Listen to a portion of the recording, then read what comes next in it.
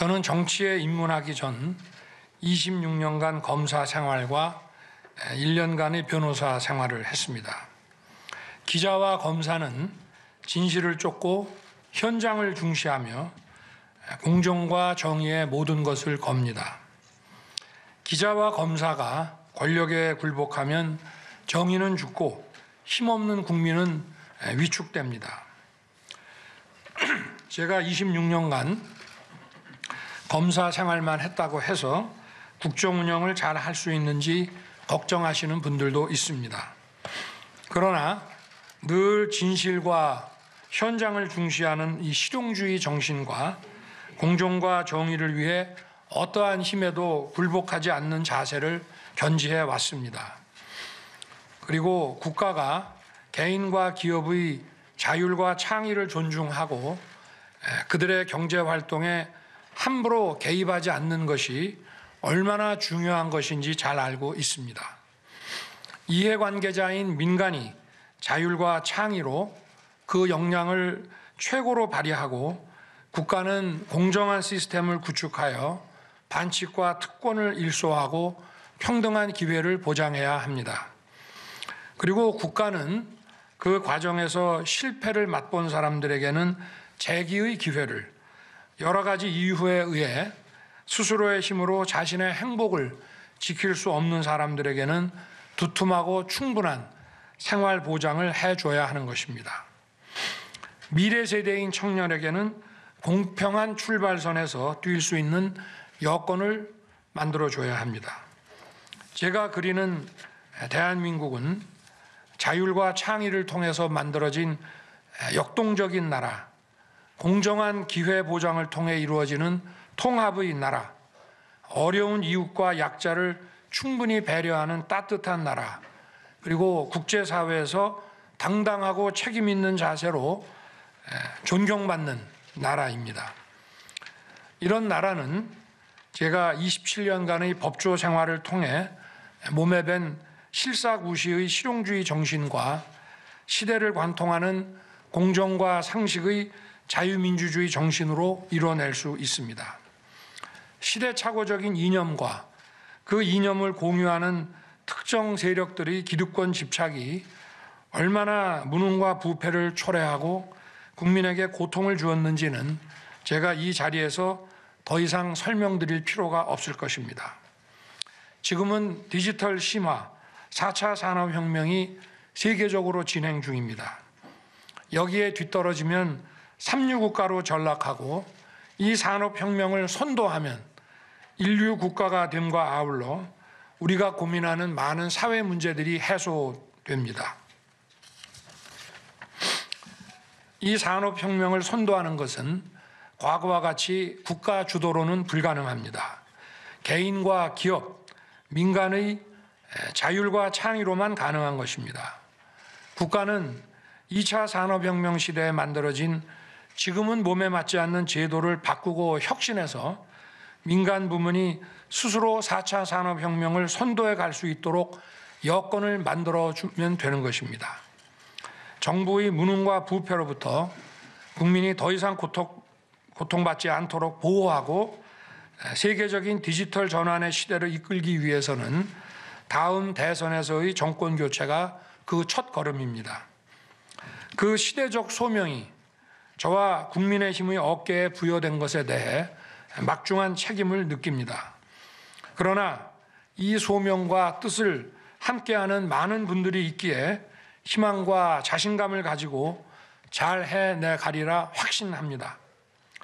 저는 우리 사회에서 가장 정확한 문제의식을 지닌 분들이 바로 언론인들이라고 생각합니다.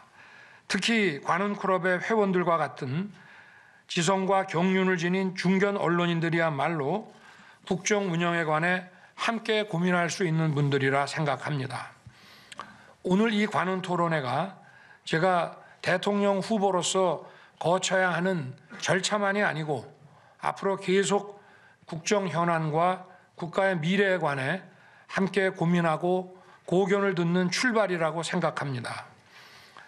관훈클럽 회원님들의 여러 가지 질문에 대해 제가 부족한 점이 있더라도 오늘 이러한 마음으로 솔직하게 말씀드리겠습니다. 중견 언론인 여러분들의 많은 조언과 가르침을 부탁드리겠습니다. 감사합니다. 네, 후보님 감사합니다. 말씀하신 것 같이 저희가 가장 오늘 토론하고 싶은 것은 윤 후보의 이 국정 철학과 비전 그리고 리더십을 검증해 보는 것입니다. 하지만 그에 앞서서 지지 여부를 떠나 국민 일각 또는 국민 상당수가 아직도 씻지 못하고 갖고 있는 윤 후보의 개인 신상에 대한 의구심이 없지 않다고 하겠습니다. 그 부분에 대해서 먼저 좀 짚고 넘어가겠습니다. 구혜영 에디터부터 질문을 부탁드립니다. 네. 예, 그 고발사주 의혹과 관련한 질문부터 드리겠습니다. 비록 지금 공수처 수사에서 그 손준성 그 검사에 대한 영장이 기각이 됐지만 이 사건은 굉장히 사회적으로 논란이 많이 일었습니다. 총선 전에 검찰총장을 공격하거나 또 혹은 검찰 개혁을 주장하는 법여권 정치인과 언론인을 고발하도록 사주했다는 것인데요. 당시 지금도 수사받고 있는 손준성 검사는 윤 후보님의 검찰총장 시절에 직속 부하였습니다. 그 측근이 아니라고 하셨는데 그 손준성 검사와의 관계 다시 한번 좀 말씀해 주시겠습니까? 측근이 아닙니까? 뭐 측근이라면 측근이라 할 수도 있고요. 대검찰청의 수사정보 정책관이기 때문에 검찰총장에 대해서 그 범죄 그 정보와 또 수집된 범죄 정보와 또 일선 그 검찰 조직에서 발생하는 그 일들에 대해서 저한테 보고하는 위치에 있습니다. 네. 예, 그러면은 보고하는 위치에 있다고 하셨는데 그 고발사주 의혹 관련해서 아까 영장은 기각이 됐지만 대검자치 진상조사에서 손준성 검사 관여 정황이 확인이 됐고 텔레그램 고발장 파일을 보낼 때 손준성 보냄이라는 사실도 확인된 것으로 지금 알려졌습니다. 그리고 이 두 분의 관계와 관련해서는 10월 서울행정법원 판결에 따르면 송 검사가 당시 윤석열 검찰총장 당시 지시로 주요 재판부 판사 사찰 문건 작성에도 관여한 걸로 나와 있습니다. 다시 한번 묻겠습니다. 당시에 그러면 이러한 유의 지시 여부는 전혀 없었습니까? 송 검사 개인의 일탈 행위입니까? 본인이 일탈을 했는지 안 했는지 제가 알 수도 없고 저는 손 검사에게 이러한 지시를 할 이유도 없고 한 사실이 없습니다. 왜냐하면 제가 사주를 했다고 하는 그 고발의 그 내용을 보면 작년 2월에 뉴스타파에서 경찰청의 내사 보고서라는 공무원의 그 공문서를 그대로 인용을 해서 보도를 하고 KBS나 MBC 같은 다른 언론들이 그걸 인용 보도를 했습니다. 그런데 제가 만약에 기자가 취재를 하고 그걸 보도를 했으면은 그게 사실하고 다르다 그러면 그 언론을 상대로 고소 고발을 할 수가 있겠죠. 그리고 기자는 그 취재원에 대해서 묵비를 할 수도 있겠는데 이거는 경찰의 공문서를 그대로 인용해서 보도한 거기 때문에 기자한테는 100% 면책이 됩니다. 그러면 경찰에서 이거를 기자에게 유출한 사람을 찾아달라고 해야 되는데 누군지 알 수도 없는 마당에 고발을 한다는 것이 아무 실익도 없고 또 그 한동훈 그 검사장에 대해서는 그 당시만 해도 그 4월 초라고 하는 그 당시만 해도 3월 31일에 MBC 보도가 나갔습니다만은 그 당시에는 성명불상자라고 돼 있고 한동훈 그 검사장도 그것을 그 시기에 굳이 고발할 이유가 전혀 없습니다. 그런데 이거를 제 처의 그 명예훼손 부분과 이 두 개를 하나의 또 고발장으로 해서 고발한다는 것도 상식에 맞지를 않고 저희가 권리를 침해당해서 고발을 하면 직접 하면 되는 것이지 이거를 왜 야당에다가 이걸 맡길 이유가 전혀 없습니다. 네. 전혀 이거는 제 입장에서 봤을 때는 이런 걸 지시한 사실도 없고 도대체 이런 일이 뭐 무슨 텔레그램에 무슨 뭐 보냄이라고 했다는 것이 어떻게 이루어졌는지도 그건 알 도리가 없습니다. 네.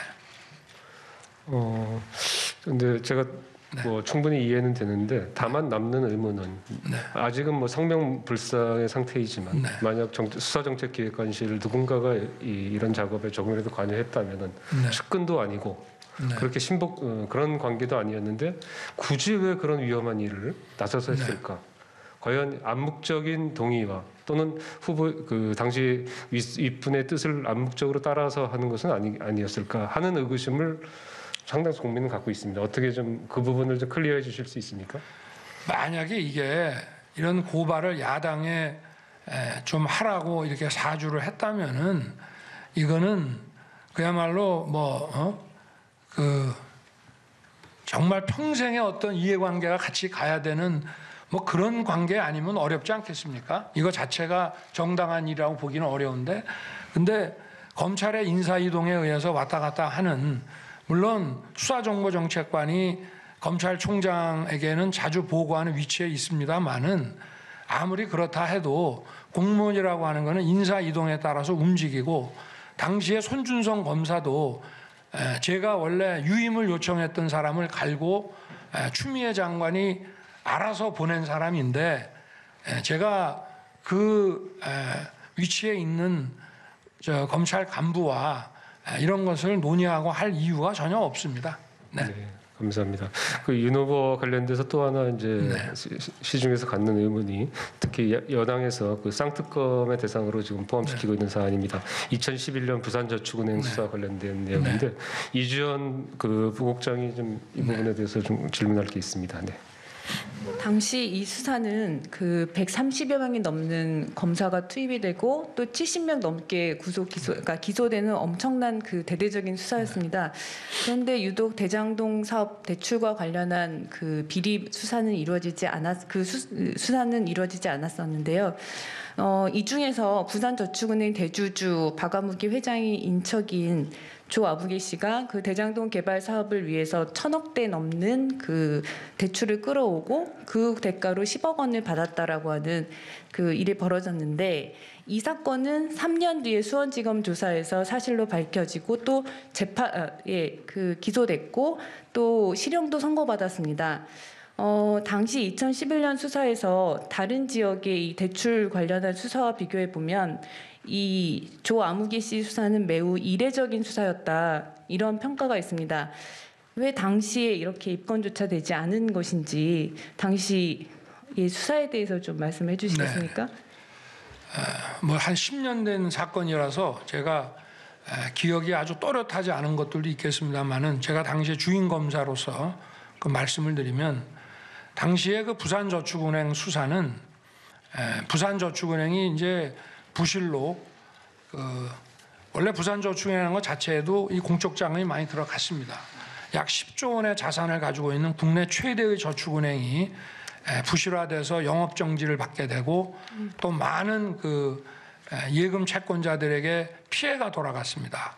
그래서 감사원에서 먼저 이게 민간 기업 은행이긴 합니다만은 감사원이 금융감독원에 대한 그 간접 감사를 통해서 부산저축은행에 대한 1차 감사를 하고, 그 결과를 검찰이 받아서 제 기억에는 아마 2011년 3월 중순쯤에 그 부산저축은행에 대한 전면적인 압수수색으로 수사에 착수를 해서 11월 초까지니까 약 8개월이 조금 못 되는 기간 동안 대대적인 수사를 해왔습니다.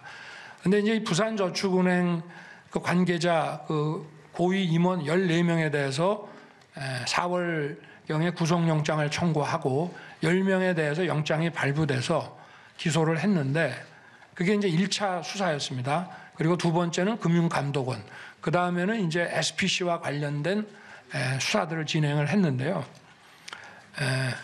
당시에 부산저축은행 그 고위 임원들에 대한 1차 기소 혐의는 원래 이 저축은행은 고객의 예금을 받으면 자기들이 엄격한 심사를 해서 대출만 해야지 고객이 예탁한 자금을 가지고 직접 시행사업 같은 것을 운영하면 안 됩니다.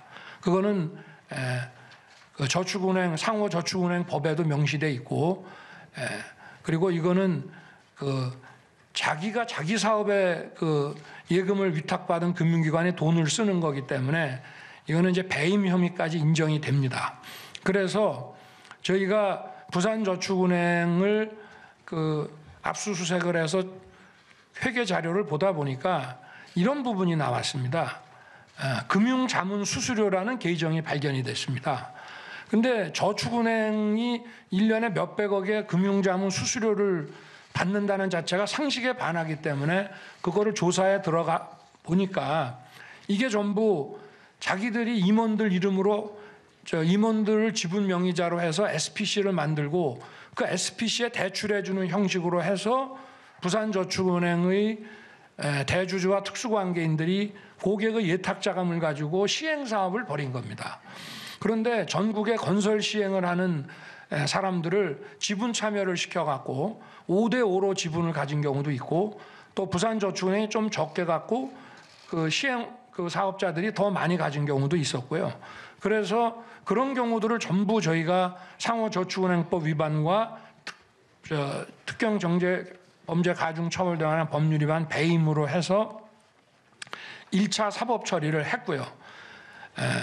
저는 대장동이라는 거는 기억을 못합니다. 그 당시만 해도 2011년에 수사를 했기 때문에 2000년대 2000한 2, 3년부터 2010년 전까지의 아마 이재명 지사가 성남시장에 되기 전 훨씬 전 일들에 관한 것이기 때문에 그러나 만약에 이 대장동 거에 대해서 제가 기록을 아직 보지는 못했습니다만은 이게 빠졌다고 한다면 대장동 부분은 부산저축은행이 SPC를 만들어서 자기들이 그 지분을 갖고 시행사업자와 일정한 지분을 공유해 가면서 그 SPC에 편법으로 대출해 준 것이 아니고 대장동 사업자에게 그냥 대출을 해준 거로 저는 판단이 됩니다. 왜냐하면 그 중간에 부산저축은행의 대주주의 조카라는 사람이 거기서 대출 수수료를 거액의 대출 수수료를 받았다고 한다면은 그거는 아마 이거는 부산저축은행이 했던 일반적인 대출이었을 것으로 판단이 됩니다. 그러면은 당시의 수사 범위에는 들어가지 않습니다. 그리고 그 당시에 물론 저희가 부산저축은행이 좀 많은 지분을 가지고 있던 SPC들에 대해서는 제가 중수 이과장으로 주인 검사했지만 일과와 상과가 투입이 돼서 대표적인 SPC들을 몇 개 수사를 해서 거기와 관련된 금품수수, 뇌물 또는 알선수재 이런 사건들을 해서 많은 공직자와 정치인들도 기소를 했습니다만은 대장동 대출건에 대해서는 당시에 아마 그런 SPC가 아니었기 때문에 저축은행 대주주가 지분을 갖고 있는 SPC가 아니었기 때문에 아마 그것이 수사 대상에 안 들어갔을 것이고 이 사람이 당시 부산저축은행에서 그 고위 관계자가 로비하는 자금을 저축은행에서 돈을 빼다가 심부름한 거로 그 참고인 조사를 받았다고 저도 이제 들었는데요. 오래돼서 기억은 못합니다만은 그 정도 관계였기 때문에 이분이 무슨 한 10억 정도의 커미션을 받았는지 아닌지는 저희로서는 전혀 알 수가 없는 것이고 아마 제가 나중에 좀 견문으로 듣기에는 저희가 이걸 11년 11월에 수사를 마무리하고 이제 공소유지에 들어갔는데 그리고 나머지 모든 일체의 자료는 예금보험공사가 부실 금융기관에 대한 채권 회수를 위해서 전부 일괄 이전을 시켰습니다. 그런데 예보에서는 이제 대출금이 제대로 갚아지지 않은 그러니까 중수부에서 기소되지 않은 사안이라도 저축은행의 대출금을 제대로 변제하지 않은 데를 상대로 해서 예금 채권을 확보하기 위해서 아마 그 부분에 대해서 조사를 하고 어떤 문제가 있다고 보고 이거를 관할인 수원지검에다가 3년 후에 그 수사 의뢰를 해서 수원지검에서 조사를 해 나가다가 이런 아마 그 대장동 사업으로 돈을 대출받은 그 기업에 대해서 아마 그 기업이 재산을 빼돌렸거나 이런 점을 가지고 수사를 하다 보니까 그때 가서 그 상당히 거액의 돈을 부산저축은행 고위 관계자의 조카에게 수수료를 줬다 이런 진술이 나온 것이지 그거를 3년 전인 중수부에서 수사하면서 거기에 대한 진술도 못 받았고 또 증거가 확보돼 있는 것도 아니고 전혀 파악이 안 된 상태이기 때문에 이거를 부실이라고 운운하는 것은 좀 좀 어불성설이 아닌가. 그리고 저희는 뭐 부산저축은행 사건은 고객에게 엄청난 피해를 주고 수조 원의 공적 자금이 투입된 사건이라 청와대 관계자들도 많이 사법 처리를 했고 수석 비서관까지 구속하는 마당에 어느 누구도 이런 거액의 커미션을 만약에 수수했다는 것을 알았다면 그거는 아마 대통령이 봐달라 해도 절대 그런 일이 없었을 것으로 확신합니다. 네, 상세한 답변 감사드리는데 그럼에도 불구하고 이 의문이 제기됐던 근본 이유는 아마 그 대주주의 조카와 김만배, 박영수 그런 이름이 나오기 때문인 것 같습니다. 이종수 부국장이 관련해서 좀 질문해 주시죠. 네. 네, 지금 그 김만배 씨의 소개로 조 씨의 변호사가 된 박영수 전 특검은 그 수사팀에 전화를 걸었어요. 조 씨가 어떤 사안으로 소환되게 됐는지 확인한 것으로 지금 알려져 있습니다.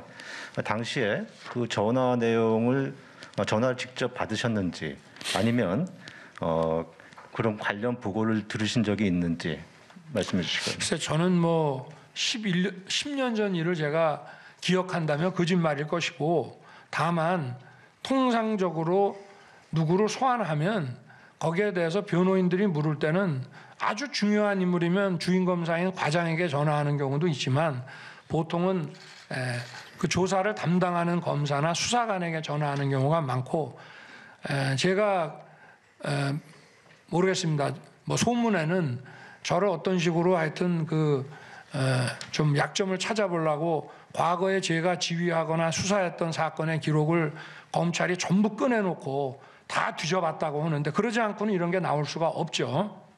이거는 분명히 부산저축은행의 방대한 수사 기록을 누군가가 철저히 보고 또 만들어낸 거라고 볼 수밖에 없습니다. 그런데 당시에 제가 그 수사에 참여했던 검사들이 도대체 이게 어떻게 된 일인지 하고 이제 알아보니까 그 당시에는 이 사람이 아마 참고인 신분으로 그러니까 그 부산저축은행의 뭐 이름은 말씀드리기 어렵습니다만은 하여튼 CEO급에 해당하는 분이 약 14억의 돈을 부산저축은행에서 인출을 해가지고 이거를 고위공직자들에 대한 로비에 썼는데 그 돈을 인출해서 그 CEO에게 전달하는 그 심부름 일을 지금 조 모라는 분이 했다는 겁니다. 그래서 그러나 물론 그 이전에 자기는 커미션을 받아먹은 일이 본인한테는 있으니까 변호사를 선임했을 수도 있겠죠. 그럼 중수부에서 나를 왜 부르는지를 좀 알려달라 하니까 그 CEO에게 그 저축은행 자금을 로비 자금으로 쓰도록 그 심부름한 그 일에 대해서 물론 본인이 다 자백했습니다. 그 CEO가 다 자백을 했기 때문에 이거는 그야말로 단순 참고인으로 이게 만약에 자백을 안 하고 단서가 보이고 하면 하나의 피의자성으로 세게 조사를 했을 텐데 이미 본인이 이거는 수사 초기에 다 진술을 했기 때문에 그 이제 과정에서 보강 증거로서 불러서 진술을 받고 보낸 것이라서 아마 변호인이 전 뭐 그 변호인이 당시에 박영수 전 서울고검장이었는지는 알 수가 없습니다만은 변호인이 물어보면 통상은 괜히 불안해서 안 들어온 일이 없게 주요 그 피의자가 자백한 사건에 대해서 보강 증거 수집 차원의 조사인 경우에는 그 조사 예정 사항을 알려주고 걱정하지 말고 들어와서 이 부분에 대해서만 진술하고 가면 된다 이렇게 알려줍니다. 그랬던 것으로 저는 아마 추측이 됩니다.